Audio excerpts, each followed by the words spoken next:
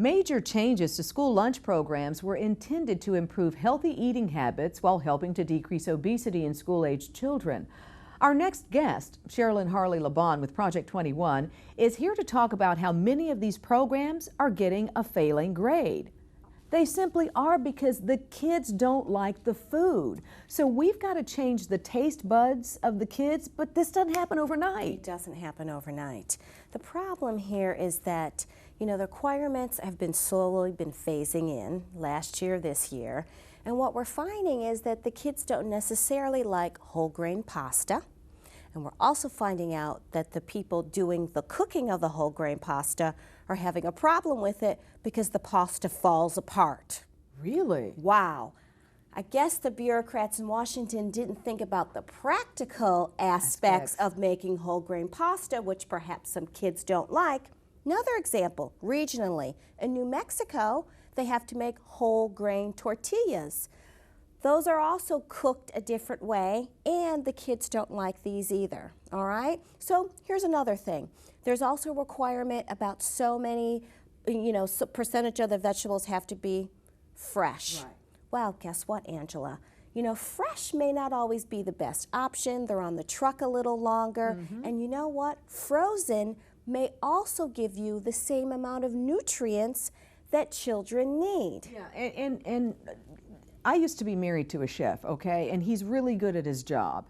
And the one thing he said is, this is the order you want to go in: fresh, frozen, and you never want to have to do canned. Exactly. But if you have to, then do canned. But frozen vegetables are a viable option. They are. As is frozen fruit. And let me tell you something. As a mother of two small kids, two school-age children, I am all about, yes, we know we have an obesity crisis. We know that children are eating too much fast food. We know all this. But the question is how we do it, because we know the palates of children, they're a little particular. I have a very finicky 7-year-old boy, so I get that.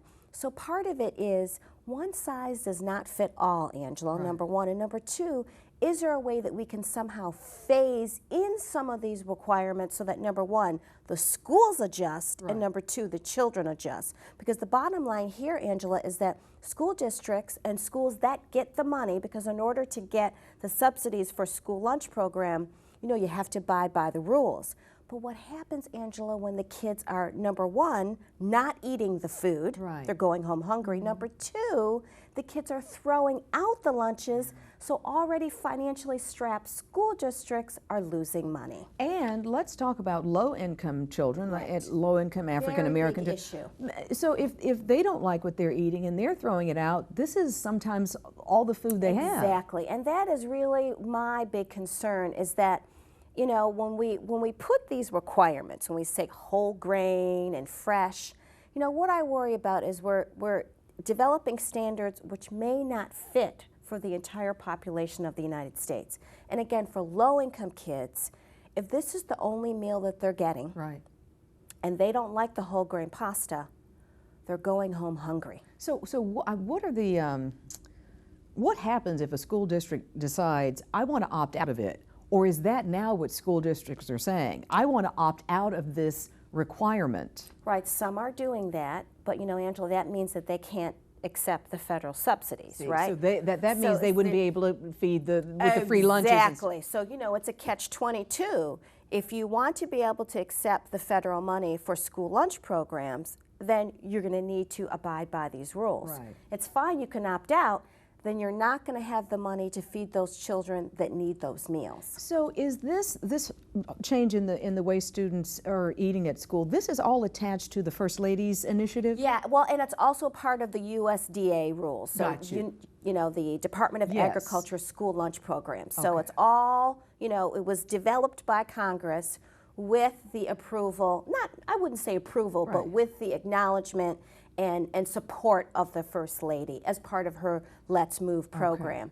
And so right now what they are trying to do is school lunch programs, I should say the school nutritionists, the National School Boards Association, all of them have expressed concern to Congress. They've been expressing it and saying, can we come up with sort of a way of maybe rolling back the sodium requirements? Because again, this changes the taste of the food. If you want to reduce the sodium levels to less than 1,000 milligrams and you want to meet those requirements, it's going to alter the taste of the food. Right. If you want to change everything over to a 100% requirement for whole grains, you know, this is a big change for kids. And it's also a big change for those lunch ladies who are back there cooking the whole grain pasta, which is falling apart because, of course, they're making the pasta for thousands of children, Angela. A bunch of folks, So when we talk whole grain, we're talking pasta. Pasta, burritos, tortillas, biscuits, right? Anything that has a grain element, bread. And so some of the school nutritionists have asked Congress, well, can we roll that back to maybe 51%? And really, that's to give the schools and the kids a chance to adjust, acclimate, right? So why doesn't that, I mean, do we need to bring that to Congress? What do we need to do? I think they are doing that. The National School Boards has brought that up. The School Nutritionists Association has brought that up and said, you know, frankly, folks, we have a problem. The kids aren't eating the food, we're losing money, and we're not meeting our requirements. The losing money is just everything that we all think government is, just bureaucrats, and it's just like so much lost money, and you can't, a program is not properly run. Right, and you know, the other thing, Angela, is you also wonder, you know, we have these federal bureaucrats who are coming up with these rules, and as a mom, I question, would you have children at home? Right. Do you realize that kids have very finicky palates, that, you know, if you just can't all of a sudden just force new food on children. You can barely do that with me as an adult. Exactly. You know, I have the same issue. So, you know, we just want, I mean, we all agree we're on the same page with helping kids eat better and healthier and to reduce the obesity problem in our country. But there are other things that we can do. Perhaps we can slowly have schools adopt the rules. How about if we have more phys ed programs? How about that? Imagine that. Imagine like that. we used to do. We had playtime. We'd run around and how about get if us. we increase recess? Because, you know, the little boys, as we know, the ones that tend to have, you know, more incidences of ADHD, you know, it's almost it's like we're doing things in a vacuum. Like we want to reduce obesity by just food, but you can't do it just alone. But why don't we also let them run around outside a little more? But everyone know. I mean, we don't need Jillian Michaels to tell us this. We know that if you want to keep your weight down, it's a combination of what you're eating and exercise. And the fact that schools have taken phys ed and so many other very essential programs out of the school is just it's not helpful. Well, here's the other thing they're doing. They're introducing iPads. I'm not a big fan of that. What do you mean they're introducing iPads in the schools? So the children need to buy one? And the children are using the iPads as an instrument for learning, which I applaud that and may be wonderful, but here's my problem.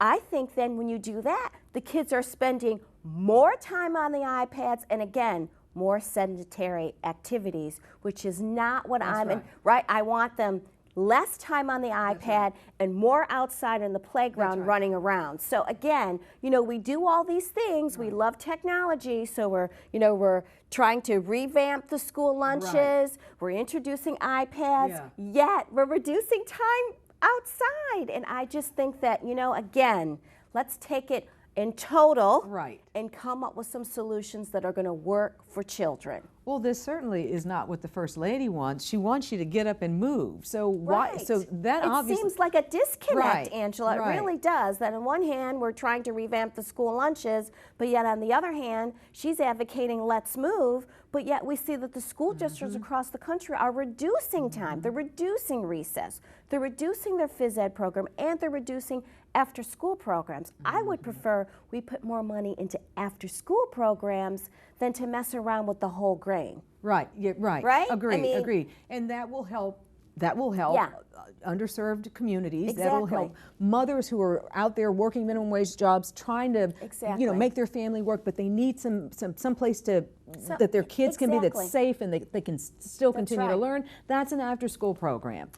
And we need money. We need money for that. And again, I think an option would be frozen vegetables instead of the higher priced fresh vegetables, which, as we know, the longer they're sitting on the truck, the more nutritional value that they're going to lose. And let's not forget, though, with frozen products comes a lot of sodium. Yes, exactly. Yeah, that's another thing we have to be. But you know what? It's a catch. You know, it's a little bit of this and a little bit of that. That's right. It's not all this all at once, Right. and then it's this mess Right. of children throwing away food. I've But seen that's some of what this stuff. I throw it away too. I That's don't what want I'm that. worried about. Yeah. Is that again, the kids are going home hungry. And here's another thing: the older kids who have access to transportation and vehicles, guess what they're doing, Angela? They're going to Wendy's. Yes, they're leaving they're campus. leaving campus and going to fast food restaurants. Now, isn't this what we were trying to avoid in the first? So it's again, it's the law of unintended consequences because we're trying to do one thing, and then the net result is something else. And you know that I think is very unfortunate. Cherylyn, Harley, LeBon with Project 21. Always good to have you back on the show. Thank you for talking having about me. a very important issue. You always do, and I appreciate you. Thank you very much, We'll be Angela. right back.